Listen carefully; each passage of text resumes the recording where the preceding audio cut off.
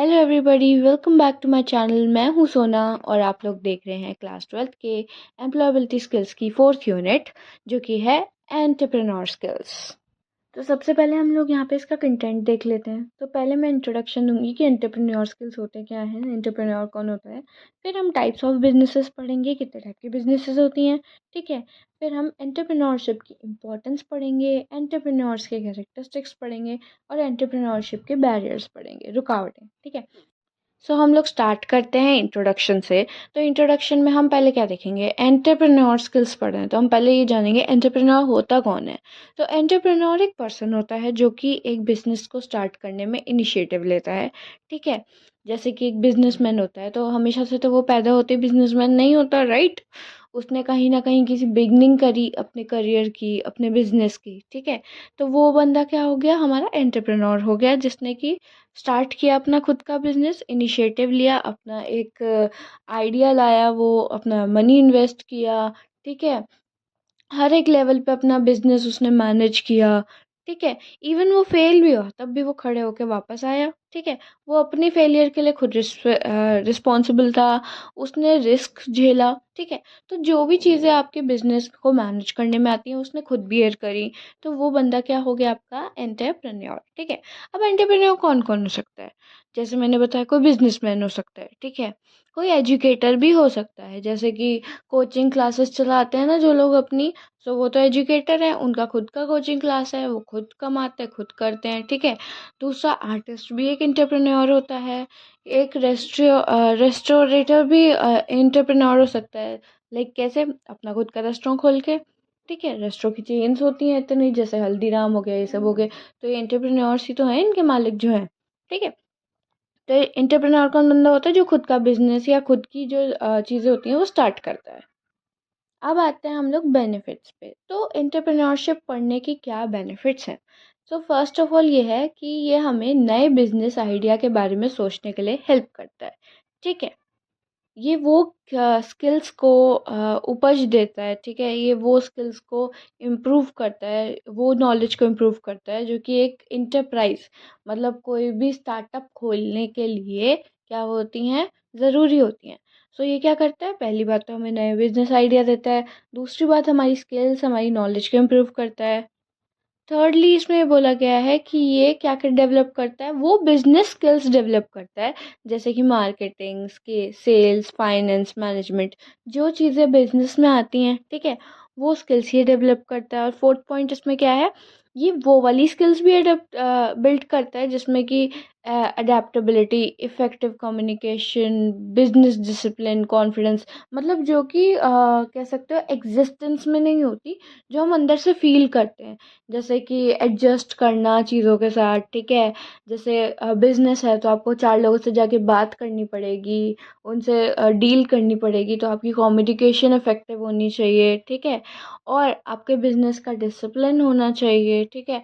और आप में कॉन्फिडेंस होना चाहिए। ऐसा थोड़ी आप बिल्कुल ही चोमू बन के चले जाओगे, हाँ जी मेरा बिजनेस है, आप हमारा ये खरीदिए, नहीं हो, ऐसा तो नहीं हो सकता, ठीक है। आपको अपनी पर्सनालिटी बनानी पड़ेगी, एक कॉन्फिडेंस लाना पड़ेगा, बात में दम होना चाहिए, तभी तो आपका बिजनेस चलेगा। ऐसे थोड़ी होता है कि आप बैठ के अपना फ़ोन स्क्रॉल करते रहो और हाँ हाँ हाँ हाँ, आप तो बिजनेसमैन हो, नहीं ऐसा नहीं होता। So the thing is, introduction में यही है कि एंटरप्रेन्योर कौन होता है, और दूसरा ये होता है कि इसके क्या क्या बेनिफिट्स होते हैं। तो 4 बेनिफिट्स मैंने आपको बता दिए। नया बिजनेस खोलने के लिए आइडिया देता है, ठीक है। स्किल्स ये कल्टीवेट करता है, कौन कौन सी स्किल्स, हमारी नॉलेज वाली स्किल्स, हमारी बिजनेस वाली स्किल्स। इसके बाद हमारा टॉपिक आता है टाइप्स ऑफ बिजनेसेस, ठीक है। तो 4 टाइप के हमारे ब्रॉडली क्लासिफाइड बिजनेसेस हैं। आप तो कहोगे कि दीदी ऐसा थोड़ी होता है, इतने सारे बिजनेस होते हैं, 4 टाइप के कैसे हो सकते हैं। मतलब 4 टाइप के होते हैं, उसके अंदर बहुत सारे टाइप होते हैं, ठीक है। तो ब्रॉड ब्रॉड जो बड़ा बड़ा जो टाइप्स हैं वो हमारे 4 हैं।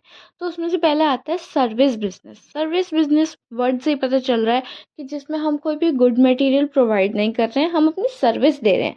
जैसे कि कोचिंग इंस्टीट्यूट हो गए, होटल्स हो गए, ठीक है, स्कूल्स हो गए, हाउस कीपिंग सर्विसेज आ गई, ये जो वो आता रहता है, और क्या कहते हैं उसको, जो घर पे आके क्लीन करते हैं, कोई ऐप है मैं भूल रही हूँ, ठीक है। सैलून्स हो गए, ठीक है। सो जो भी सर्विस हम प्रोवाइड करते हैं, ठीक है, वो फिजिकल फॉर्म में नहीं होती और वो टच भी नहीं हो सकती। उस टाइप के बिजनेस को हम सर्विस बिजनेस कहते हैं।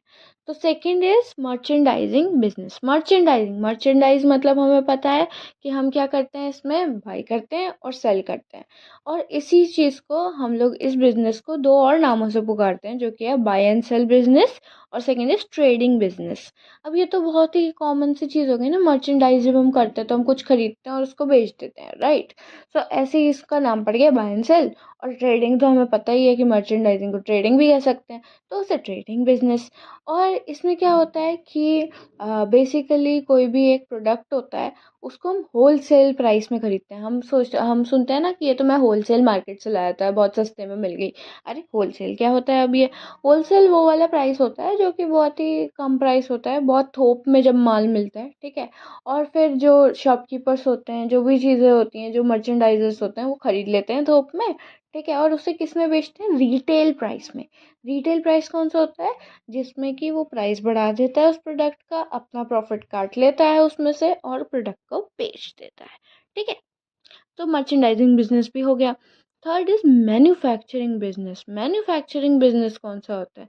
मैन्युफैक्चरिंग बिजनेस वो होता है जिसमें कि हम रॉ मटेरियल यूज़ करते हैं, ठीक है, जिसमें लेबर लगती है, और दूसरे टाइप के मैन्युफैक्चरिंग प्रोसेस हमारे यूज़ होते हैं ताकि हम गुड्स, जो हमारे प्रोडक्ट्स हैं, उसको बिल्ड कर सकें। फिर फोर्थ होता है हाइब्रिड बिजनेस। अच्छा, तुम लोगों ने वो देखा होगा, आई गेस, अगर वैम्पायर डायरीज देखी है तुम लोगों ने, तो तुम्हें हाइब्रिड वर्ड सुनाई सुनाई दे रहा होगा, मतलब काइंड ऑफ कंटेक्स्ट ले सकते हो। हाइब्रिड, वैसे जिन्होंने नहीं देखी, हाइब्रिड कौन होता है? जो दो टाइप के मिक्सचर होते हैं, ठीक है। अब बेसिकली मैं वैम्पायर डायरीज का अगर वो दे रही हूँ, तो उसमें ये होता है बेसिकली कि जो वैम्पायर्स होते हैं, ठीक है, और जो वेयरवुल्फ होते हैं, उन दोनों का मिक्सचर बन के एक हाइब्रिड बनता है, ठीक है। जो कि हमारा मेन जो हीरो था वो क्लॉस था उसमें, वो एक हाइब्रिड होता है। अब इसमें क्या है, बिजनेस में हाइब्रिड क्या है? हाइब्रिड इसका मतलब ये है कि ना ये स्पेसिफिक सर्विस टाइप का बिजनेस है, ना ये मर्चेंडाइजिंग टाइप का बिजनेस है, ना ये मैन्युफैक्चरिंग टाइप का बिजनेस है, ये मिक्स है, ठीक है। जब दो टाइप के बिजनेस मिक्स हो जाते हैं तब वो क्या पैदा करते हैं? हाइब्रिड बिजनेस, ठीक है। अब इस चीज़ को ऐसे मत लेना पैदा करते हैं, ठीक है। तो मतलब दो बिजनेस बन के हाइब्रिड बिजनेस बनाते हैं, ठीक है। और वो किसी भी स्पेसिफिक टाइप के बिजनेस पे स्टिक नहीं रहते। It is a mix type of business. अब हमारा आता है कि एंटरप्रेन्योरशिप की इम्पोर्टेंस क्या है। मतलब हम एंटरप्रेन्योरशिप कर रहे हैं, एक तो इसकी स्पेलिंग भी नहीं आती होगी आधे बच्चों को, बट बेटा लिख लिख के ट्राई करोगे तो आ जाएगी, ठीक है। तो इम्पोर्टेंस क्या है इस चीज़ की, ठीक है। एंटरप्रेन्योरशिप बेनिफिशियल है तीन वेज में। First is economic. Economically entrepreneurship बहुत ज़्यादा बेनिफिशियल है। सेकंड इज साइकोलॉजिकली, और थर्ड इज सोशली, ठीक है। तो फर्स्ट आता है इकोनॉमिक बेनिफिट्स क्या हैं इसके। तो एंटरप्रेन्योरशिप क्या करता है? एक तो एम्प्लॉयबिलिटी जनरेट करता है। अब भाई किसी ने अपनी फर्म खोली है, कोई कंपनी खोली है, तो उसमें लोग आएंगे, एम्प्लॉयबिलिटी हो जाएगी, ठीक है। लोगों को हायर करेंगे, उन्हें सैलरी देंगे, ठीक है। एंटरप्रेन्योरशिप क्या करती है? एम्प्लॉयबिलिटी जनरेट करती है। सेकंड, ह्यूमन रिसोर्स को यूज़ करती है, ठीक है। और हमारी कंट्री के या रीजनल डेवलपमेंट के लिए, उसकी इकोनॉमी के लिए एंटरप्रेन्योरशिप बहुत बेनिफिशियल होती है। सेकंड आता है हमारा साइकोलॉजिकल बेनिफिट्स क्या है। साइकोलॉजिकल बेनिफिट्स ये है कि हमारा जो एंटरप्रेन्योरशिप होती है वो हमारा कॉन्फिडेंस बिल्डअप करती है, ठीक है। हमारा मोटिवेशन बढ़ाती है। बिकॉज जब भी आप लोगों ने देखा होगा, किसी भी मूवी में देख लो, कहीं भी देख लो, जो भी एंटरप्रेन्योर होता है, बिजनेसमैन होता है, बिजनेस टाइकून होता है, वो ये एकदम टशन से गाड़ी से निकलते हैं। पहले उनका पैर निकलता है, उस पर शूट होता है, फिर उनकी वॉच दिखाते हैं, फिर गाड़ी का दरवाज़ा बंद होता है, एकदम बिजनेसमैन, ठीक है। तो बेसिकली इस हम उस कॉन्टेक्स्ट में भी सोचे तो साइकोलॉजिकली वो तो बड़ा कॉन्फिडेंट है कि मैं तो मार दूंगा सबको, मैं तो बहुत बड़ा आदमी हूँ, ठीक है। मतलब इस कॉन्टेक्स्ट में अगर देखा जाए, अगर तुम्हें एग्जाम टाइम के लिए याद रखना है, तो साइकोलॉजिकली उसमें बहुत कॉन्फिडेंस होता है, उसमें बहुत मोटिवेशन होता है, एक ड्राइव होती है कि मैं तो सब हासिल कर लूंगा, सब अचीव कर लूंगा, ठीक है। तो ये होता है। थर्ड है सोशल बेनिफिट। सोशल बेनिफिट क्या है कि सेम एज इकोनॉमिक बेनिफिट का आ गया ना इसमें। देखो, इसमें क्या था कि एम्प्लॉयबिलिटी वो क्या करता है? रिड्यूस करता है, एम्प्लॉयबिलिटी जनरेट करता है। सोशल बेनिफिट में आ जाएगा कि अनएम्प्लॉयबिलिटी रिड्यूस करता है, ठीक है। सोशियो इकोनॉमिक स्टेटस इम्प्रूव करता है लोगों के और कंज्यूमर नीड्स को सेटिस्फाई करता है। सो इसके बाद हम आता है कैरेक्टरिस्टिक्स ऑफ एंटरप्रेन्योरशिप पे। तो इसमें पहला आता है विलिंग टू टेक एक्शन। कोई भी इंसान कोई भी चीज़ करता है तो सबसे पहले उसकी विल पावर को उसको एडमिट करना पड़ता है कि हाँ भाई मैं विलिंग हूँ ये काम करने के लिए। तो एंटरप्रेन्योरशिप भी यही होता है। एंटरप्रेन्योरशिप में सबसे पहले इंसान को खुद से जागृति होनी चाहिए कि हाँ मुझे खुद का स्टार्टअप करना है। बहुत स्ट्रांग फोर्स होनी चाहिए अंदर से, तभी आप कर सकते हो। सारे फ्लॉज और प्रोन्स एंड कॉन्स जानते हो, ठीक है। सो बेसिकली ऐसा नहीं हो सकता ना कि माँ बाप कहें कि नहीं नहीं मेरा बेटा तो एंटरप्रेन्योर बनेगा और गर्दन पकड़ के नहीं बन बन बन एंटरप्रेन्योर, ऐसे नहीं होता, अंदर से आना चाहिए, ठीक है। Second is aptitude. एप्टीट्यूड क्या होता है? एप्टीट्यूड वो नेचुरल टैलेंट्स होते हैं, इंक्लिनेशंस होते हैं जो कि एक स्पेसिफिक मतलब स्पेसिफिक नहीं, बहुत सारी टाइप की एक्टिविटीज़ करने के लिए आपके अंदर होते हैं, कैपेबिलिटी कह सकते हो, ठीक है। तो अलग अलग टाइप के एप्टीट्यूड्स होते हैं, जैसे आर्टिस्टिक एप्टीट्यूड हो गया, perspective aptitude, logical, mechanical, spatial, intellectual, ठीक है। अंदर अंदर ऐसे होता है ना, जैसे हम कहते हैं हर कोई हर चीज़ में अच्छा नहीं हो सकता। अब कोई पढ़ाई में अच्छा है तो कोई लड़ाई में अच्छा है, ठीक है, कोई नाचने में अच्छा है, कोई गाने में अच्छा है, तो वो हमारे एप्टीट्यूड है जो अंदर से हमारे खुद के होते हैं, पोटेंशियल होता है हमारा। थर्ड आता है विजन। अब एक एंटरप्रेन्योर को हमेशा विजुअलाइज करना चाहिए अपने एम्बिशंस को, ठीक है, और हमेशा वर्क करते रहना चाहिए ताकि वो सब कुछ अचीव कर ले, ठीक है। उन्हें एक विजन स्टेटमेंट, एक टारगेट अपने माइंड में बनाना चाहिए, अपने बिजनेस गोल बनाना चाहिए ताकि वो अपनी प्रोडक्टिविटी इंक्रीज कर सके उस गोल को पाने के लिए। फोर्थ आता है रिस्क टॉलरेंस। रिस्क टॉलरेंस क्या होता है? वो एक डिग्री होती है, मतलब डिग्री इन द सेंस पढ़ाई लिखाई वाली डिग्री नहीं। वो एक पॉइंट होता है जहाँ तक एक इंडिविजुअल कंफर्टेबली कोई भी रिस्क क्या कर सकता है, एक्सेप्ट कर सकता है कि ठीक है मैं ये यहाँ पे इन्वेस्ट कर रहा हूँ, अगर मेरा इतना लॉस हुआ तो इट्स ओके। बट ऐसा भी नहीं ना कि भाई सारे पैसे लगा दिए और लॉस हो गया और कंगाल हो गए, नहीं ना। तो एक रिस्क टॉलरेंस होती है, एक डिग्री होती है, एक पॉइंट होता है एक इंसान का जहाँ तक वो एंटरप्रेन्योर क्या कर सकता है, रिस्क को झेल सकता है, कैलकुलेटेड रिस्क लेता है, ठीक है। और अगर वो फेल होता भी है तो वो फिर से ट्राई करता है। फिर फिफ्थ आ गया आपका कॉन्फिडेंस। कॉन्फिडेंस तो हमने अभी अभी बात की थी कॉन्फिडेंस की, तो ठीक है, पीपल जो कि जिनके पास कॉन्फिडेंस होता है वो उनके पास एबिलिटी होती है ताकि वो फेल भी कर जाएं तो वो नेक्स्ट टाइम क्या करें, सक्सेस को छुएं, ठीक है। और एंटरप्रेन्योरशिप में कॉन्फिडेंस ही मेन कैरेक्टरिस्टिक्स है, ठीक है। सिक्स्थ आता है अपना इंटीग्रिटी। इंटीग्रिटी क्या है? इंटीग्रिटी एक पर्सनल कमिटमेंट है, एक प्रॉमिस है जो कि आ, हम कहते हैं कहते हैं ना कि मैं जो बोलता हूँ मैं वो करके दिखाऊंगा टाइप, ठीक है। फिर आता है हमारा optimistic and future oriented. Optimism क्या होता है? ऑप्टिमिज्म होता है आशावादी। हमें होपफुल होना चाहिए, हमें हमेशा पॉजिटिव रहना चाहिए, ठीक है। और हमें हमेशा फ्यूचर ओरिएंटेड रहना चाहिए कि आगे हम ये करेंगे, आगे हमारा ये गोल है।